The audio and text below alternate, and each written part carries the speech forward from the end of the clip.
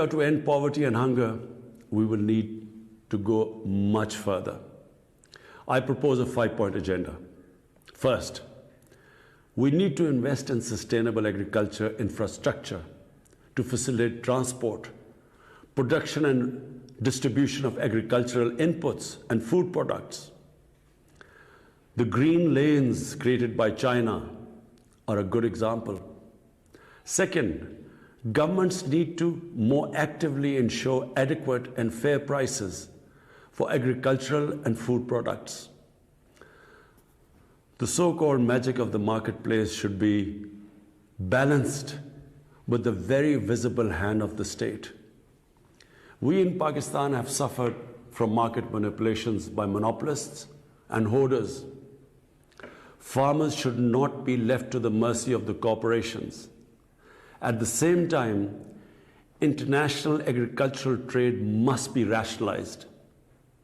The huge agricultural subsidies provided by certain richer economies distort global markets and make it impossible for farmers in the developing countries to compete.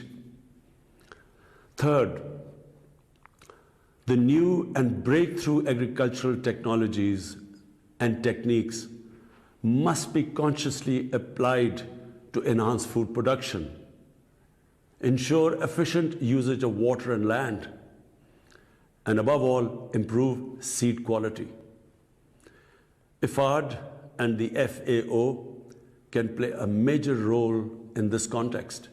Fourth, the adoption of digital technologies is as vital in agriculture as in other economic sectors. Ensuring internet and broadband access to the rural areas will be vital for their integration into national and global supply chains. Fifth, and perhaps the most important, we must rethink our patterns of food consumption and production. We can eat better, and many of us would do well to eat less. We can produce food with greater respect for nature. We can stop the pollution of our lakes, rivers, and oceans. We can produce more with less water and without dangerous chemicals. I further propose that a new strategy for sustainable food production and consumption should be considered and adopted at the Food Systems Summit next year. Excellencies, in Pakistan, we have integrated the Sustainable Development Goals into our National Development Plan. My government has accorded the highest priority to achieve SDG 1, which is no poverty, and SDG 2, zero hunger. Despite our financial difficulties during the COVID-19 pandemic, we provided a relief package of around $8 billion. It included emergency cash assistance to the poorest families and other vulnerable groups, including women and children. We did so through our ESAS program, which means compassion, fully utilizing digital technologies and databases. This was the largest poverty alleviation program in Pakistan's history. Agriculture sector, which had to grapple with the twin challenges of COVID-19 and locust attacks, which we were subjected to last year. But it continues to have my utmost attention.